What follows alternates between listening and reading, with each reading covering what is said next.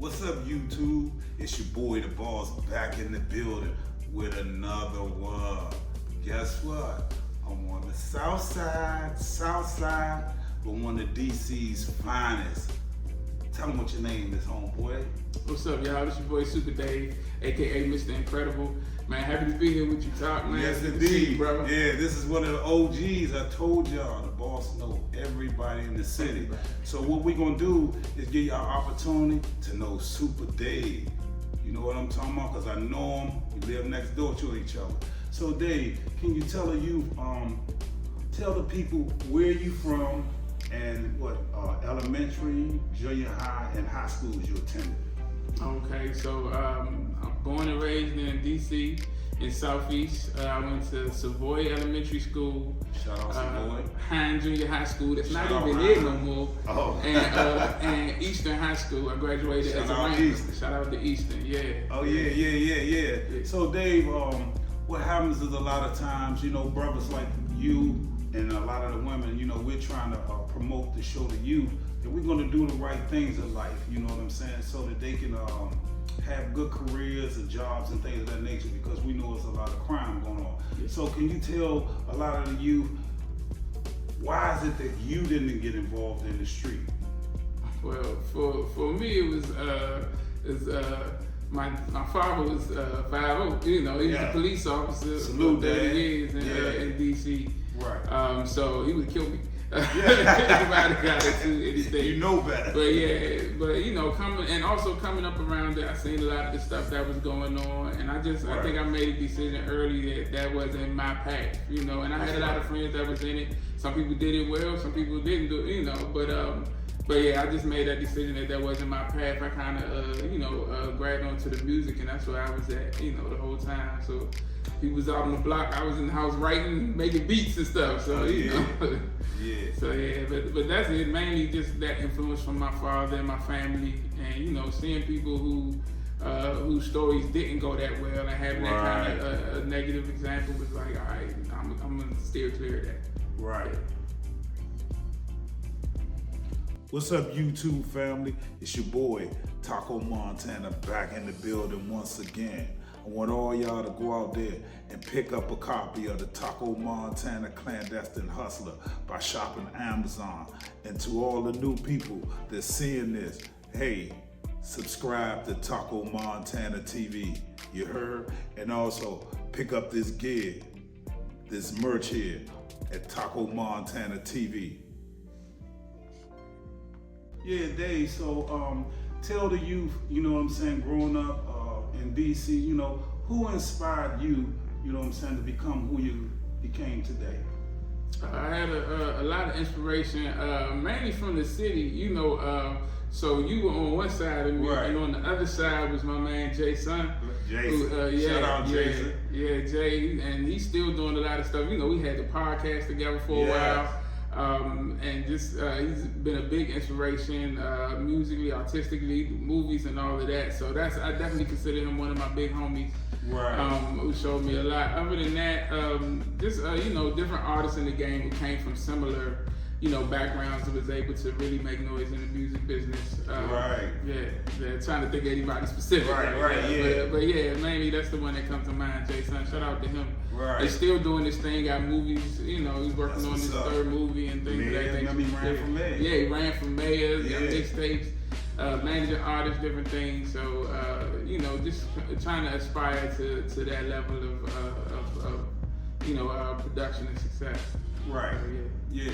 So with Supa Dave, you know what I'm saying, when I met him, you know, he's an artist, performer, and also he makes beats, you know. So this is one of the people that I wanted to have on my show, and also we want to do a track or two with him in the Pinnacle and Face, you know, to get them on Shotski, get them all on a video, because I'm saying they some talented brothers.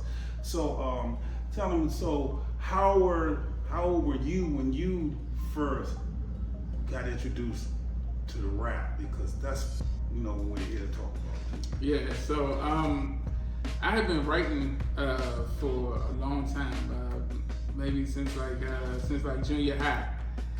some of my friends were, rapping, and that was the first. And I had always been writing like, poetry and things like that. And so got introduced to rapping at Hindry in high school, started there and just wrote a couple of verses and rapped them in the lunchroom, and somebody was beating on the tables and everybody, but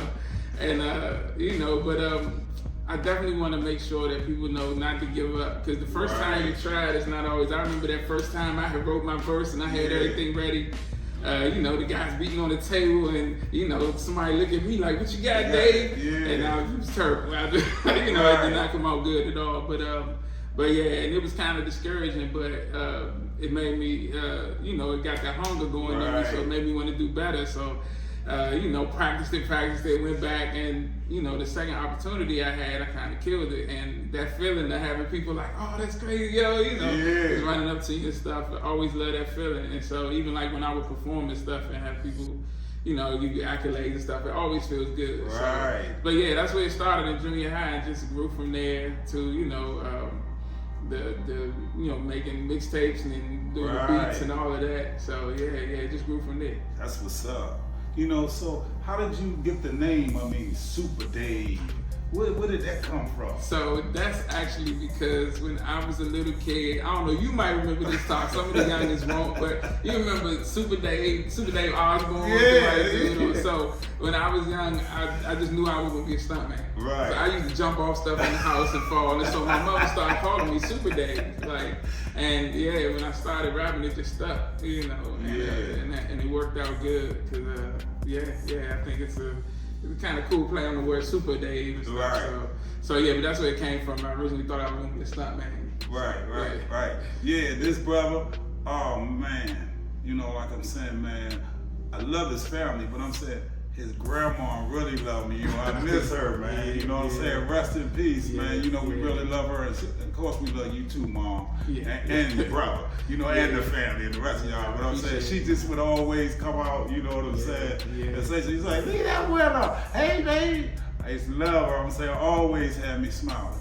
So, Dave, so what type of style do you have as far as an artist, or is it that your own, or is it incorporated with someone else that's in the industry or something, or is that your own? So I think at this point, I feel like my style is my own. Right. I would say, I think when you start off, you always start off sounding like your top five. You try to emulate as much as you can, because you're copying somebody who you saw do it right. So like when I first, my first few songs, I was sounding like Jay-Z, like Ludacris, a little bit of everything. Actually, one of the first things I wrote is back in the day, I was rapping fast like Bone Thugs. I know that. I know that. But that style too. It's little pieces that I still use and stuff that I do, but I definitely found my own voice, and that's very important for any artist, is to work on it. It's cool to start off sounding like people, because that's how you grow, but finding your voice is a very important part of any artist, and that's with music, with film, with writing, with anything, finding your voice and who you are and what you bring to the table that's unique to you. Right. That's an important part of it. So I feel like, I'm 44 now, so I feel like I found it. You found it, Yeah. So what are you doing today currently as far as the music? Are you still active in it, or are you just more so on the sideline? Because I know you got a lot of things going on that we're going to talk about. So tell us, are you doing that still to this day? So I definitely write almost daily, and mainly doing the production now. A lot of production. I have some stuff with a couple of local artists coming out, so there's that. Like on the music side, I still record, but like my man Pinnacle said, it's like I'm kind of retired now. It's a hobby. He started, and I don't know if you feel the same way, but it's a young man's game. It really is. Even though the older cats can do it, but I see a lot of stuff coming out, and now I'm starting to feel like the older cats. When we was young coming up, like what are they saying? Like sometimes I feel like what are they talking about? But so it's a lot of great music out there, but just trying to find where you fit in that sometimes is, especially as you start to get older, it's tough to find a spot to fit in, and still make your noise. So, like I said, I do more of the production now, but I'm still writing, and I'm really contemplating dropping another mixtape. I don't know. Yeah. You know, I might do it. You know, we wanted, you know what I'm saying? Get me on there for a 16. Yeah, I got you. He inspired me. Pinnacle, Face, you know, some Slick Rick. I mean, even Easy E, you know, so these brothers inspire me to make me want to get out there, you know, and rap, even though, you know, it's just a hobby for me. So, what's coming up, you know, next for Supa Dave, you know, on the horizon, as far as, like, what you doing? Got a couple of things going on. The biggest thing, like I was telling you, working on, I got an idea for a new show. Right. Building on the energy from, like, the Tiny Desk and the Nucci Front Porch. Kind of thing, but we're working on an idea called Under the Cover, where artists, where singers will come in and do covers of famous songs, and also you know, promote their work and talk about these older songs that they're doing and the history of them, and you know, why they're so important, you know, to the culture and things of that nature. So we were looking at you know, mid-July to start filming that and start getting them out early August. I'm film and edit. Actually, I'm filming this spot, New Being Human, where we are right now. Tell me about this spot. Shout out to Anika Hobbs. This is New Being Human. Her spot. It's a store. It's actually right over top of the Enflower Art Gallery. I hope I'm saying that right. Right next to the Anacostia Art Center. If you ever on the Southside, or I always say Good Hope, but it's Marion-Barry. It's Marion-Barry. It was Marion-Barry Avenue. But Marion-Barry. Go give them his love. Yeah. Right by the Anacostia Art Center. You guys come down and check it out. I want to say everything in here. She curated everything in here to make sure it was all made by Black people, or Africans, or people from you know, from our culture. And and it's a beautiful spot. It's a lot of great finds in here, a lot of great you know, things to purchase. So come check it out if you get a chance. That's right. You heard what he said, and the boss backing it out. It's beautiful on here. Come on down. What we got to do is support and unify. That's what we need out here. And mainly, if you're Black people and you have something, come over and holler at us. You might put it in your store. Might put it in her store. You know what I'm saying? And put it on showcase for you. So, Dave, a lot of the youth want to know, during these times, you know, that we're in right now, you know, it's very dangerous for them. You are like a double or a triple OG, so you're a role model. You know what I'm saying? So how does that feel that, I'm not gonna really say it's weight, because that's the train of life that we're gonna have to go through. Like me, I'm a little older, so I know they would say I'm even a triple, but you're a little under, you're on Pinnacle, y'all a double. So I'm still giving back to y'all. So, you know, it's your goal. So what are you gonna do? It's sometimes, like you said, you talk about the weight of it. It's weird hearing that, you know, because I still feel like a kid until, you know, you get those aches and pains, and then you realize, But yeah, man, just you know, taking it on. I try to wear it with pride and with, you know, just take on this task that's been put on me to make sure that I live my life as an example to the youth, that, you know, it's other things you can do. It's better ways to go. You know, mainly just one thing that I think is really lacking. I don't want to get too deep into it, but like conflict resolution, just being able to talk stuff out as opposed to always it being a fight or grabbing a gun. You know, being able to have a conversation and let things go. And I think it was Big Sean. It was like a big problem can be solved with a little conversation. And so, I probably butchered the line, but basically the idea of it is the same. It's like, just talk it out. You know, it's not always as deep as, you know, having to fight or having to kill somebody. You know, and so that's the main thing. Just living by that example. You know, changing my temperament also, because, you know, I was young at one time too, and would, you know, fly off the handle and get upset and things like that. But just trying to be more calm, be more understanding, which is something that comes with time, but it's something that us as the older generation have to make sure that we impart to the younger people, you know, to make sure that they're around long enough to get to the point where they can live it like we do. You know, and so that's just trying to live by example, man. That's my main goal. The boss. I've lived all over the city. Northeast, Northwest, Southeast, Southwest. And over on the South Side, I get love all over the city.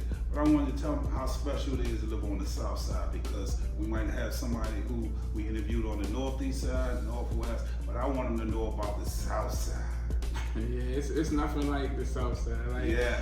being born and raised here, it's definitely different than anywhere else in the city, and anywhere. Like, I've been to a couple of places around the country and different spots out of the country. And it's nothing like Southeast in the world. You know, it's a lot of similarities in the hoods. Right. But yeah, I haven't seen anywhere that you know has that same feel or that same energy. I think Atlanta came close. You know, there's a couple of places that come close.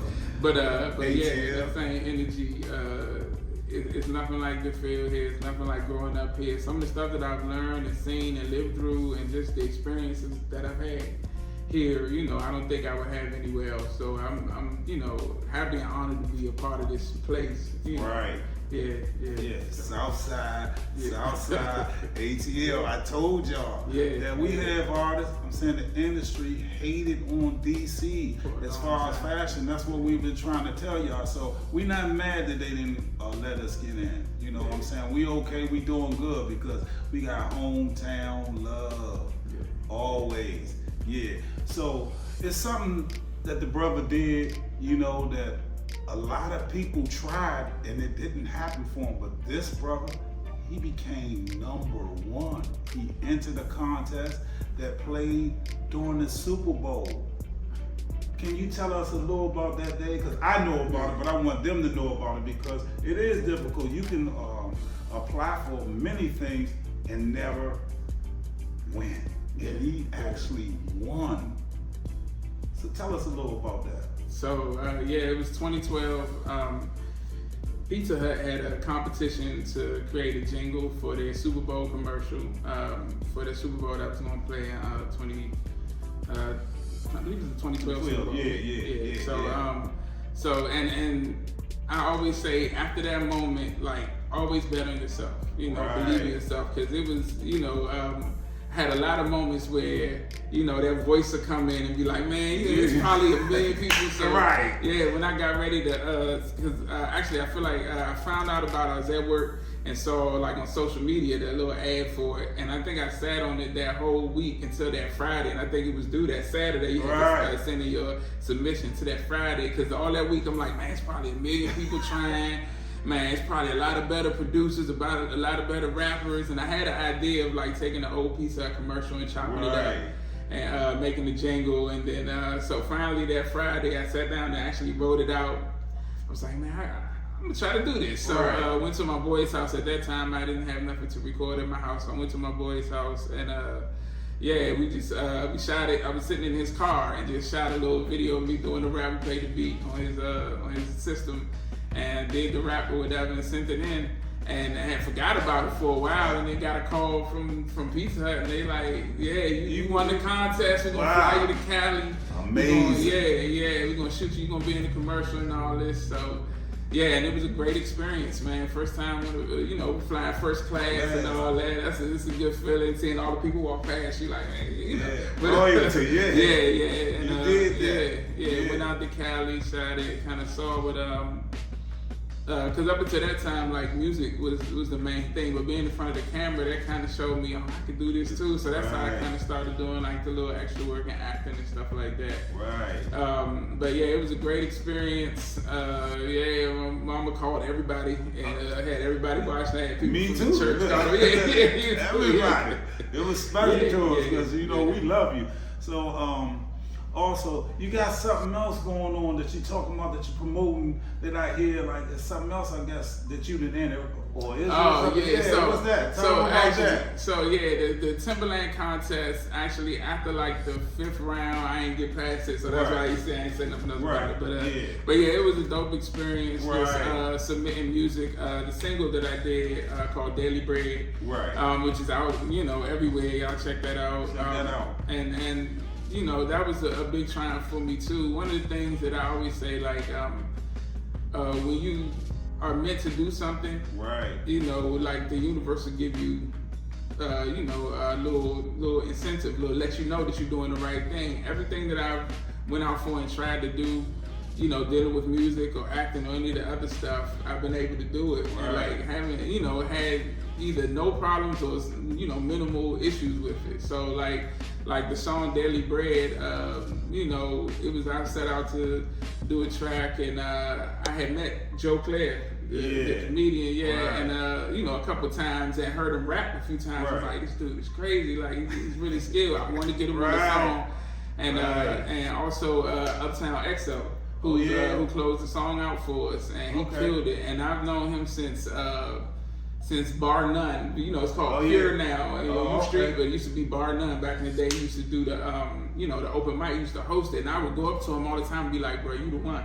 Right. Like, and seeing how much success he had is dope. But yeah, to be able to get them 2 top 5 level MCs on the track, you know, was one of the, you know, it's one of the triumphs. I feel like it's one of the better things that I've been able to do. And so, and it's like I said, it's called Daily Bread. It's out everywhere, so y'all check it out, man. Let me know what you think. But yeah, so being able to do that was huge for me. Yeah. Right. See, that's wonderful. I'm not 100% sure, but I believe I am, as the boss, that Go-Go started on the Southside. So tell them how important Go-Go is, because that's our own genre. Like a New Orleans, they have their own style. We have our own music, and now today they're trying to get it to be recognized so that it's on Billboard. You know, so tell them a little about Go-Go, because I'm saying people out there, they don't know about the city, and I believe Southside is the birthplace of it, but hey, y'all can put it in the comment and let me know if I'm wrong. I know every corner of the city gonna have their opinion on that, because everybody does, but just having something like you said, like New Orleans has what they call like second line, they do their, you know, the brass bands and stuff, and you know, the Midwest got their sound, and the you know, Cali and the Bay got the hyphy sound and stuff like that. But to have our own thing like Go-Go, like ever since I was little, you know, like Chuck Brown and Backyard and you know, all the bands, just Essence and all of them, just you know, that having that sound and having something to represent the city like that, it's always been like a source of pride. Right. You know, I remember we had the first dance I went to at Hindley High School, and they had Backyard come and perform, and I was like, oh, this is why people like it, you know. You know how it is at the Go-Go. So yeah, it's definitely an area of pride. And I went to Howard for 2 years. And while I was there, it was interesting to see the different cultures and stuff. And like they would have parties and they put the Go-Go on, and some people wouldn't, you know, they didn't really mess with it. But all the DC people would turn up. They turn up. So yeah, like I said, for me, it's a sense of pride and something that comes from us. That's from us, hometown hero. So do me a favor, Dave. Tell the people how they can follow you, to get in contact with you social media wise, because I want them following you and supporting everything you're doing, because he's on the team and a part of the movement, and we're going to continue to give you what you need. I appreciate it, man. So I'm everywhere on social media. You can actually Google the Daily Bread. If you put Supa Dave 202 Daily Bread, I put the 202 behind it because there's a couple of other Supa Daves. Shout out to all of them. But we know 202. Hometown. And so you can Google that. I'm on Facebook, David Supa Dave Johnson. Instagram is Mr. Incredible 202.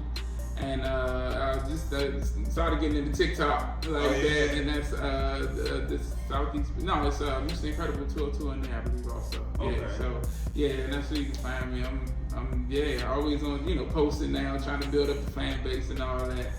So it's going good, man. Support this brother. I told you, the boss, we love him. Talk about Montana. And so for the youth, you know what I'm saying? Like, this is what I'm doing for the youth to inspire and empower them. So could you tell them what are the things that you're gonna do for them? For the youth, like I said, just trying to be an example. Right. Living your life in a certain way to make sure that when they see you, they see somebody who's, moderately successful, right? That look like you, that's having success in different aspects of the business.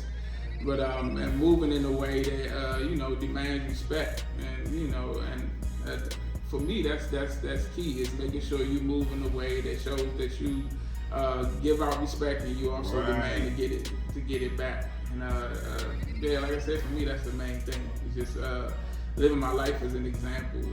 Trying to keep putting out, good music, good products. I got a million more shows in my head I'm working on. Trying to come up with stuff, and just living by example. That's my main thing. Yeah, see, he's well polished. Be like Dave. Hey man, I'm trying to be like you, not bro. like me, because I had the bumps and bruises, and you did it the right way. So I respect the pinnacles, Supa Dave, all who didn't get involved in the street. See, I did that, so I'm not proud of it. That's why I give love to them and telling them, y'all did the right thing. And I know they appreciate and love me, but I'm always going to appreciate and love them because they did it the right way. They didn't get involved in the streets, into the drug, in order the crime and the violence. I've changed today, but we're going to give love to those who did it the right way. That's who we're going to uplift. We're not going to uplift all hitters, killers, or them. No, the people who did it the right way, didn't get involved in the street, we're going to praise them. So Dave, is there some things that you would like the Taco Montana viewers to know about you that we might have not said? Yeah, just check out the single, watch for everything I got coming. Right. Yeah, man, I appreciate you, man, taking the time to do this, to like you said, to show people it's a different way. Even though you did what you did and lived the life that you did. And I mean, everybody's journey brings them to certain places, and yours brought you to this point. And how much of a blessing it is that you here to talk about it and here to tell people, use what I lived through as an example of how to do it better, how to go the right way and not make the mistakes I made and things like that. So yeah, it's a blessing. I was trying to get you on my show before ours. Our whole thing fell apart. I'm gonna show up and show out. I'm gonna give them. It's love. Yeah. So I'm trying to get you on it before we stop doing our shows. So I'm glad that we had this time to have this conversation. So if it's all right with you, I got 2 questions for you. All about for you. So this is what I always used to. So when I had my podcast, I would always end my show asking the guests 2 questions. And I was ready for you. I was going to ask you. So since we're here now, I'm going to ask you that. So the first question is, if you had a chance to talk to young Taco Montana, let's say 13-year-old Taco, everything you've been through, everything you know, everything that brought you to this point, and you could go back right now and talk to young 13-year-old Taco Montana, what would you say to him? I would tell that hard-headed little boy, stay away from drugs and crime. That's what I would tell that little hard-headed boy. Yeah, do you think he would listen though? Well, we see how that turned out. But yes, if I could go back and change it, yes, I would listen, because through education, I know today they're doing the right thing, because I still could have been successful and powerful doing it the right way. And I didn't do the streets just to do it, to get a name. It wasn't about the name, like I told people, I did it out of, I had a little problem with society, with college. I was going to a school, and then how sometimes the schools close and take off all of the funding, and so I was trying to tell the government, hey, they ran off the money, and they was like, we don't care nothing about that, you gotta pay. And so me, I was like 18-year-old, and I'm like, what you mean I gotta pay? The school, I didn't get the education, so why should I have to pay? And so they was like, pay, and I said, well, it's time for y'all to pay. And that was my role. So that's why I went on that path, because I came up from high school from South Carolina, and I wanted to work, because I think they were paying $3.15 an hour. That was the minimum wage at that particular time. So not a lot of money, but I was willing to do it. But hey, they didn't give it to me, and I just found another way to get money. It wasn't the right way, but then I later on changed and became an entrepreneur. So that's what I would have did. I would have changed. Okay, so you think you would have listened? Yeah, some people say yeah, some people say no. And then the other question is, so when it's all said and done, You know, everything your life has been and you lived through. How would you want to be remembered?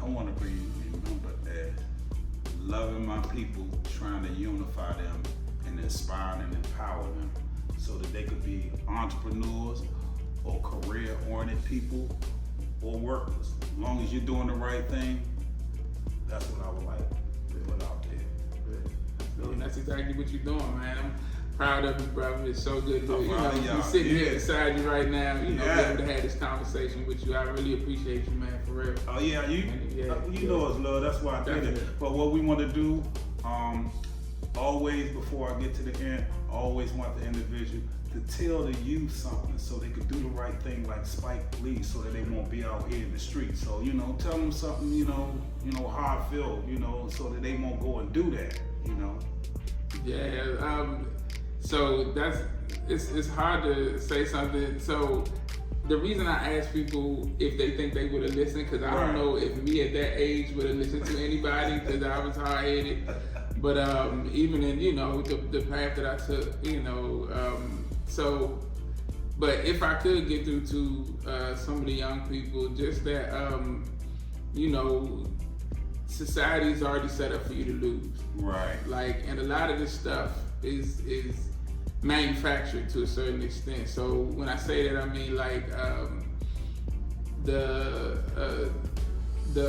like they call it with the school to prison pipeline type thing. The stuff that you learning in schools is teaching you how to, more how to be criminal and things like that than actually the things you need to know to succeed in society. So, as an individual, you got to make that decision in yourself. I came to that point and said, that side is not for me. Right. And so I know it's tough because everything right now makes it look so cool. All the music is, I killed everybody and I sold all the drugs and everything. See? And, and that's the influence. So trying to kind of break away from that is difficult, but it's doable. And the gift is life. The gift is freedom, that you get from that, because, it's not a lot of people that's winning that went in that route. Right. They either, locked up or dead. Dead or in jail. So, and those are the only, outcomes. It's not too many people that made it, that made that change like you did, and was able to, step away from it and build it a different way, to take that business knowledge that you got from it and move it in another direction. So shout out to you for that. And that's my message to them would be, find that other way, because it's not as glamorous as it seems. Just anytime you want to do something, you want to look at people who did it before you and did it well. And so look at the people who did it before you. A lot of them ain't here, or a lot of them is in places they don't want to be. So, it's never too late to pivot, to change, and to do something better.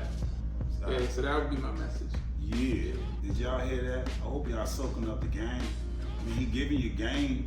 It ain't good, it's great. Because we always going to show black excellence.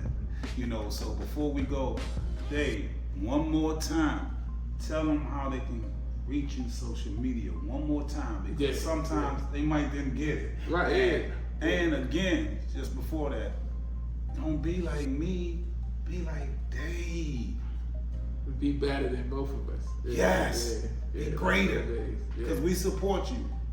Take these platforms and build on them and be better. That's the thing. But like I said, the easiest things is Facebook, Supa Dave Johnson, Instagram, Mission Incredible 202. Those are the main ways to reach me.